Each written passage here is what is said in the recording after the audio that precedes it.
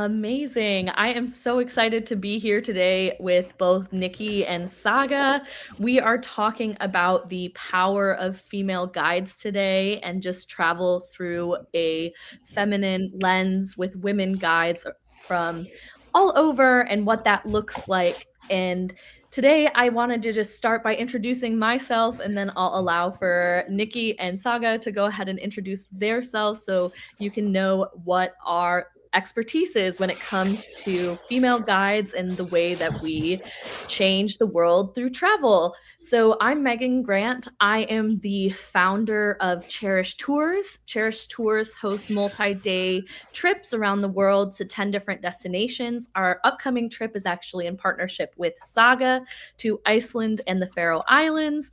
All of our trips support locally owned and women-led businesses. So it's a very intentional way of traveling with other women to really incredible places. And with that, Saga, can you go ahead and introduce yourself, please? Yes, of course. Hi. My name is Saga Líf Friðriksdóttir. Usually Saga is enough, and I'm a local tour guide and the owner and founder of Viking Women Tours, which is a travel agency that operates and focuses on trips in Iceland. And I am super excited to be here. Thank you for having me. Yes, and Nikki is here with Walks, who was our partner on today's event. So I am very excited to give her a shout out and give her the opportunity to introduce herself as well. Hello, I'm Nikki. I'm Director of Brand and Content Marketing at Walks and Devour. Walks are history, culture tours all over, mostly in Europe, and Devour are our food tours. And so I work a lot with our tour guide team currently in terms of brand and what that looks like actually on the tour. And I, like many in tours and activities, started my career as a tour guide. So I was a New York City tour guide for about 10 years. I was a trip leader abroad. And I've worked a lot with female teams specifically over the years of my career, especially in interesting places like Morocco and India. So I'm super excited for this conversation. Yeah, it's going to be a great one. And we're all super excited to talk about this powerful conversation about how women affect the travel industry and how guides are a big part of that. So, I'm going to be asking these two women some great questions about this topic, and I'll interject here and there about my thoughts as well. But we're going to go ahead and get started with how female guides truly shift the way that we travel. So I'd love to start with a more broad question about how both of you have seen women guides shift the perspectives from mainstream tours to more unique travel opportunities. Mm-hmm. You want to start, Nikki, or? Yeah, I can jump in. I mean, it gives access in so many countries. So just the topic of females or female-based things, if you go to a country like Morocco, for example, there are actual spaces that you cannot access as a man. So even just as a value proposition, if you're traveling with a company that does tours for females, has a female trip leader, you're actually going to get to see a place that the other half of gender cannot go and see. So that's maybe a more obvious one. But I think, in terms of what doesn't make it into the mainstream media, it's the majority of perspective in a lot of the world, unfortunately. I mean, New York City included, you might be surprised to know that the majority of tour guides in New York City are men, specifically older white men. And so, even as they read perhaps different perspectives and they get first-hand accounts from different people, different perspectives, that's still the lens that they're looking at it. So at a very bare minimum, you are going to be getting the lens that you often don't hear through media, through books, through news. Mm-hmm. Yeah, definitely agree to that. I think like with Iceland, it like the tourism and guiding has been quite male dominant field, like probably everywhere else. But we in Iceland for sure pride ourselves with gender equality, and we have now started to see, since tourism started to boom 10-15 years ago, that way more women are approaching this field with guiding and driver guiding and such. So, and that's really nice because we do feel that we are, much more welcomed now, and we are more secure, definitely, in this. I mean, but I remember when I was started guiding, I felt quite insecure, and there were some men that were like asking me if I was, are you the driver? Are you driving this truck? And I'm like, yes, 25. So that didn't really help my ego at that time, but but that was one of the many things why I wanted to start Viking Women Tours. I wanted to give young women who wanted to become guides this platform to get more experience and also this confidence in guiding, because other women, they just cheer you on. There's nobody like questioning your abilities. Yeah, I think that what I would echo is that as someone who plans trips for women, I think that the women guides in the places that we have been have truly cared deeply about the women who come on our trips, and they care deeply about showing other women their culture, local life, from their perspective, what it's like to live in their country. And I think that it's unique to the way that women are nurturing about their homes and their community to step into those shoes and see a female guide present their hometown or their home country in that way. Do you feel similar, or how do you feel like going on a tour with a female guide sets the stage for women travelers? Yeah, I definitely think that when you're leading a group as a woman, and you have a group of women, there's like this sisterhood type of bond that gets created, and you often feel like you're with a group of friends, and also there's just this great dynamics that creates in all women tours. And they can be as loud as they want, and they can take the space that they deserve. Sometimes we tend to make ourselves smaller in presence of men and be more quiet and have less opinions, but in all women's tour groups, it's just everybody is just like themselves 100%, and it's beautiful. That's such a great point. It reminds me of, I won't say the company, but I was attending a trip in India to kind of watch the guides and observe. And I was sitting in, India is a place where you go as a female if you've never been before, where there is a lot of, if you do basic research, you'll see, it's maybe a little bit dangerous for women, and you have to be careful, and it's a little more conservative, so you might have concerns.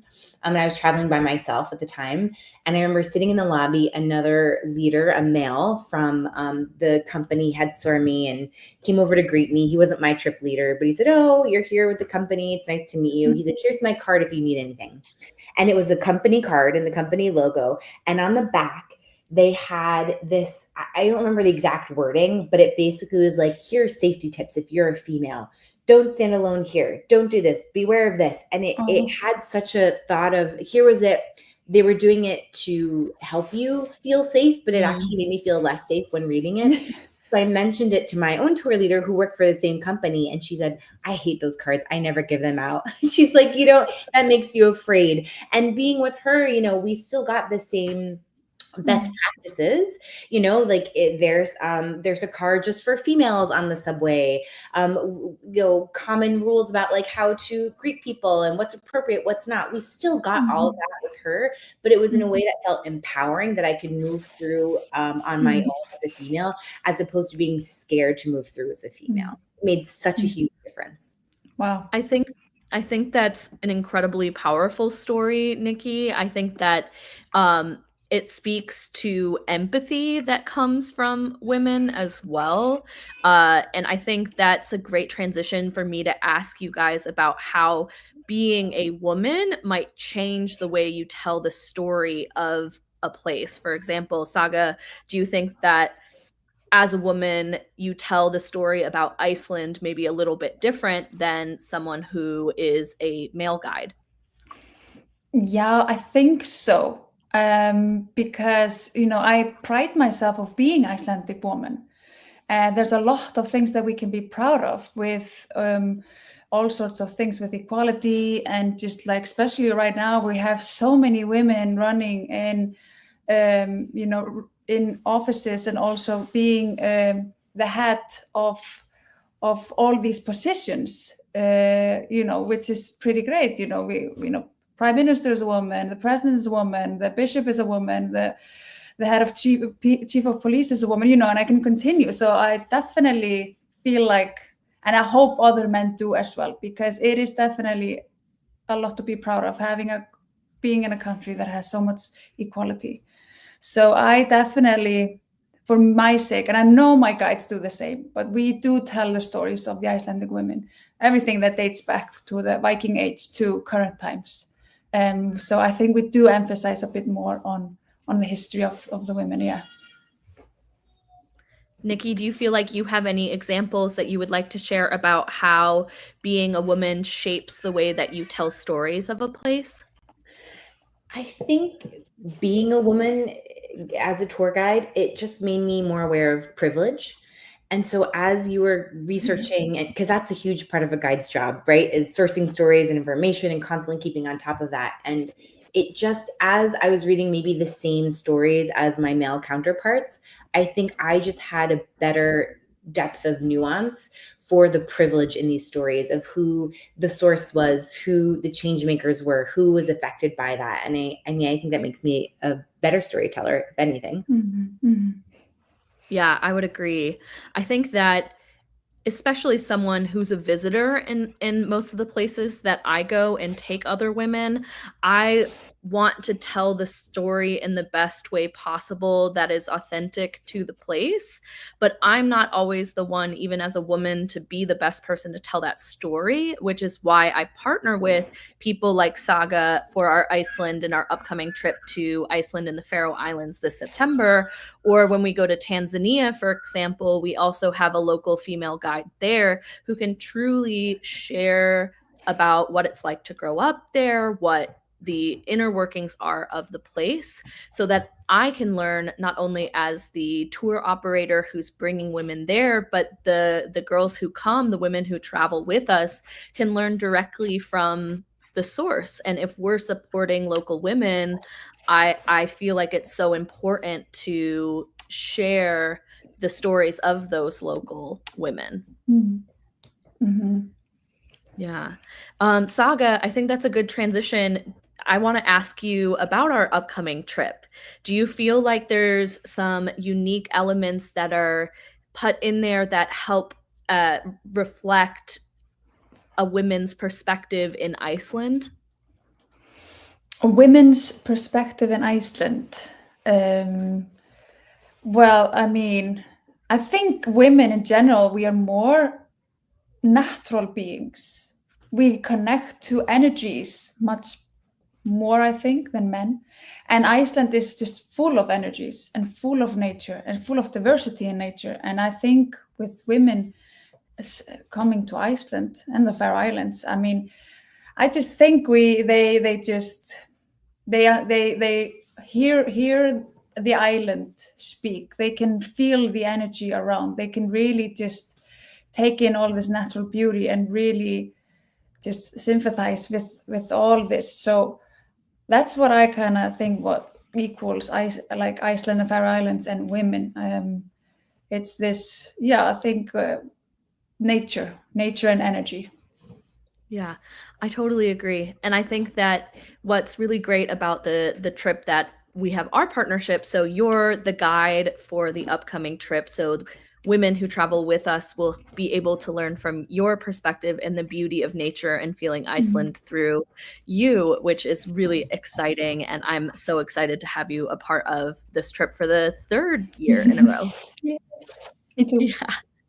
I also want to talk a bit about the ripple effect of women-led guiding. So, like, what happens when you invest in women guides versus potentially male guides, and how that shapes a more meaningful and community-driven travel. So I think there's a big shift that happens when, as travelers, we invest in women, not only through them being our guides, but also from them being potentially our local hosts through where we stay or the restaurants we visit.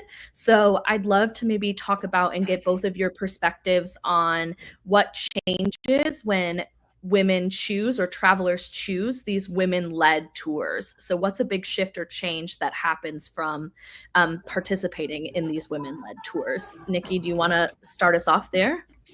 I mean, there's the basic, I don't have the exact stats, but the UN has this women who, if you employ women, their money tends to go into community, into families. So their money goes a lot farther.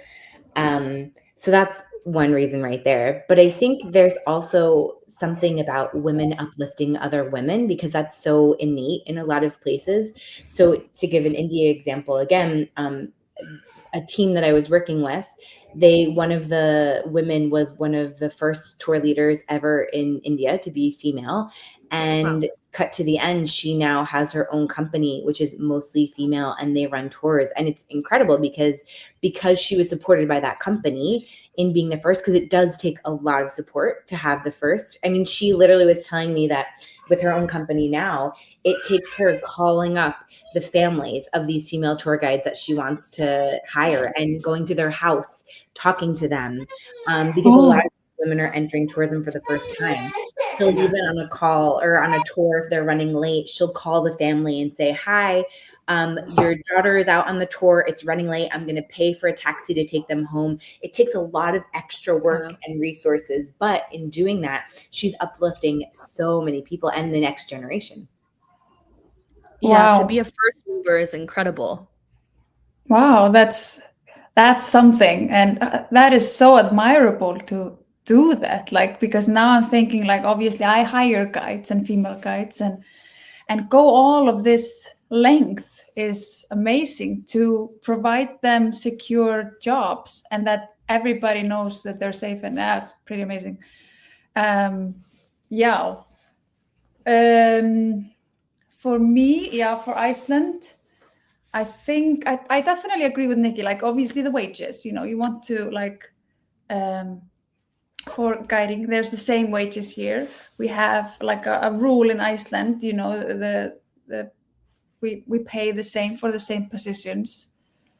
And I think it's also nice for women, like when they come to Iceland and they're led by an Icelandic guide, a driver guide and more, they just, some of them come from countries where, like you say, like maybe India or somewhere where women are not in leading positions.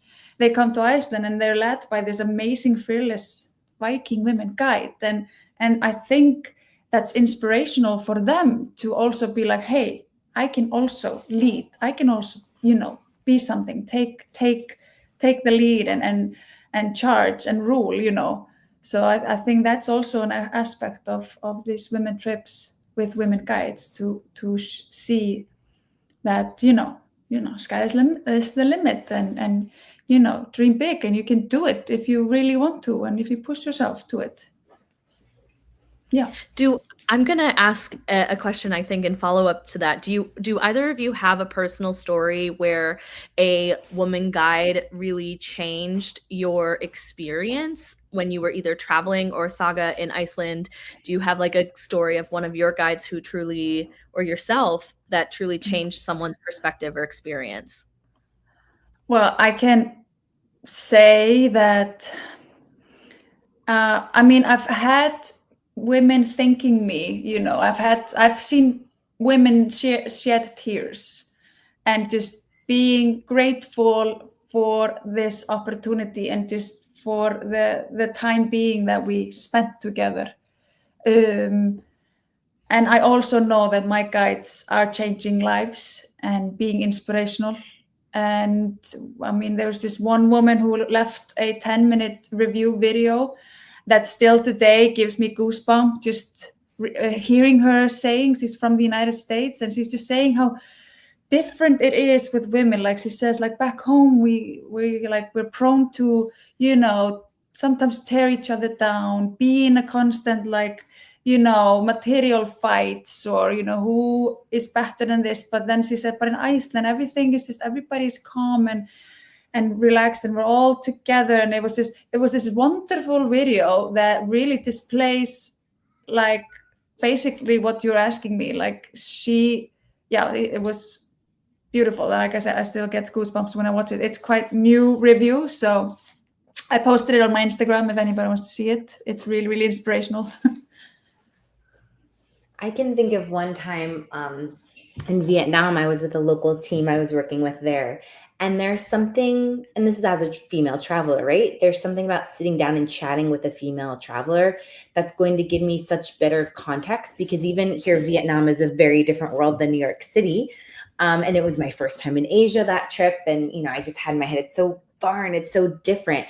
But getting down to sit and chat with a woman, you know, and that tour had a lot of time to sit down over tea and have these conversations. And I just was like, oh, we're more similar than I thought, right?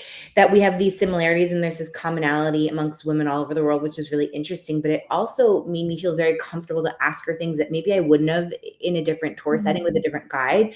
For example, this was my first time in a communist country, quote unquote, right? The Socialist Republic of Vietnam. And I'm coming from the US and I hear this word and I think, oh my gosh. And you know, I see in the media from the 70s and the Vietnam War and all this.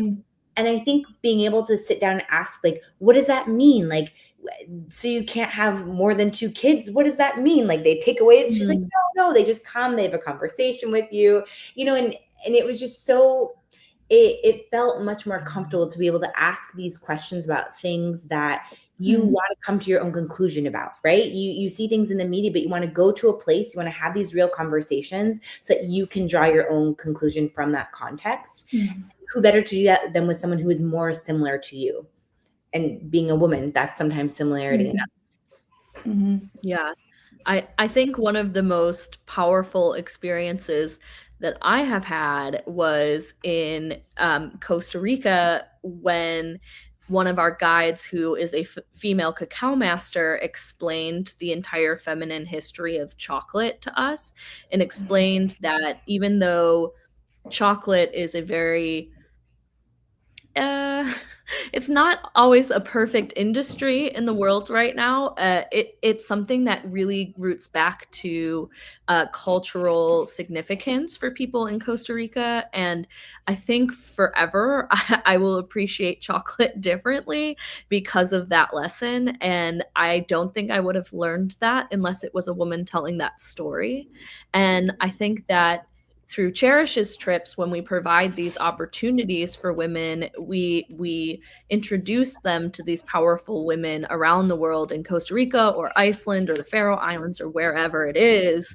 And you just learn something that can totally switch the mentality of something that used to be so simple and just make it more meaningful. Yeah. And so I'll ask this question as well. What's one thing that either of you wish more travelers understood about the impact of who they choose to travel with? Wow, good question. I think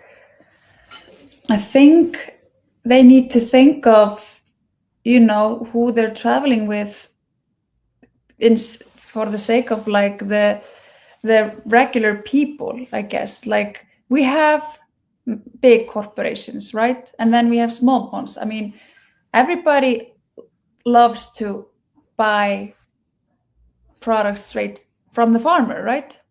So why not join a tour or group, you know, that is, you know, a small family-run agency or a group of friend-run agency. It just goes, I think it's more value to both your purchase, your investment to this industry or this company, and it's also more personal, you know. So I think the personal cannot die out. We cannot let that die out. We have to keep on having the platform for the farmers and the small industries and the independent ones. Yeah, I would say, I mean, similar to that, you want to know the farmer who you get the tomato from that makes it even more sweet when you have that tomato. But on that similar vein, I think people don't realize that tours are completely dependent on the tour guide. Yes, most guides strive to be apolitical as best as they can. However, that guide is a unique person with their own upbringing and their own context and their own view on the world. And so it really matters who you go with, because that's going to color everything about the tour. And to be clear, if you're watching as you're a traveler, it is very hard, unless you're booking a private guide specifically, to claim a tour guide, especially when you're working with companies. Guides are often booked last minute, or they're freelance, they work with different companies. So just to have that context. But what you can do is make sure the company has the perspective, has the values that you're working with. So you could go to Saga's site and read their values and read the About Us and say, oh yes, this is the way I want to see the world. And then that's going to be valuable to them when they're looking for guides. That's a really good way to kind of have some control over who your guide will be when you're traveling, especially if you're just doing it on your own. I think we've had a huge shift since the pandemic, and maybe even a little bit before that, but the support small movement, at least in the US, really started out of the pandemic and helping businesses stay open. And that shift also has started to transition into the travel industry as well. People want to support small business and want to have a more meaningful travel experience. And I think where I would encourage everyone is, in order to have a meaningful travel experience, you have to, exactly what Nikki is saying, seek out companies who are providing those meaningful experiences rather than just showing you highlights of a place. So I think that it's really important to consider like the type of experience you really want to have. And you can do some vetting. Like, I would love to empower everyone to email companies, ask them these questions, because this is not standard in the industry, because there isn't a belief that customers really care about this and really want this, even though there is booking data to show that it does. So for example, Walks and Devour, you might not see on our site, but we have local teams. So we have someone in Venice, and there's a whole team in Venice, so the money stays in Venice. And we have local teams creating the product. Ask those questions. Email, if you're not sure about the company, email them and say, hey, who designs your tours, or where do your tour guides live, or where's your team spread out? Ask these questions and push for their values, for what they care about. And if they don't have an answer, that's probably not a red flag, but it's going to be a more generic tour, as opposed to what we're talking about here, which is really having an intentional interaction with a place. And you need an ambassador to do that, not just someone who's going to check the boxes and list the facts. Because I think we're all trying to move past that. So we need the customers to really drive this for demand. Agree. Absolutely. Any other final key takeaways you want to share about supporting women or intentional travel?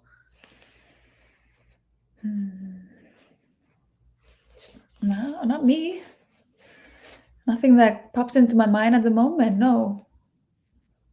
Key advice, Nikki? I think what you just said is huge. Yeah, I would say ask the questions, push back, and really help in drive the whole industry, because the whole industry could be better, much, much better about this. There is no reason in my mind why every single experience, whether you're walking up the Eiffel Tower or going to the Faroe Islands with a group of females, why both of those can't be exceptional experiences that benefit the local communities. I would 100% agree. I think, to the subject of our call about women-led experiences, if you're someone out there that's really wanting to support women, you should be able to find the information about who owns the company, who they're supporting, who their guides are. And if you're not seeing that information, to Nikki's point, you should be able to ask. I know that both Saga and I would be more than happy to answer about our trips. who the guide is, who you're going to be interacting with, where you're staying, who owns the places that you're going to be like going and checking out, and those types of things. So it's really important, if it's important to you, to go ahead and ask those questions. But there's also a lot of ways that it's becoming easier through options like Cherish Tours and other women-led opportunities that where you don't have to do the research, we do it for you. Mhm. Great. And I think that's good. We just got to 30 minutes here, so we're going to stop there if there's no other key takeaways you guys want to share. But I just wanted to remind everyone that for anyone tuning in today, we have a promo code event 250 that will save you $250 on our upcoming experience in partnership with Saga to Iceland and the Faroe Islands. That's in September, starting on September 19th. We'll be visiting the southern portion of Iceland, as well as going over to the Faroe Islands, which is in the North Sea. And if you want to check that out, you can go to our website at gocherishtours.com. Thank you again, Nikki and Walks, for being here and supporting the event. And Saga, thank you for everything you do in Iceland and for partnering with us on yet another amazing tour to your gorgeous home country. Mhm. Thank you so much for this nice little chat. Yeah, it was great to chat with both of you. Yeah. Thank you. Likewise. Thank you. Bye, everyone. All right. Yeah. Bye-bye.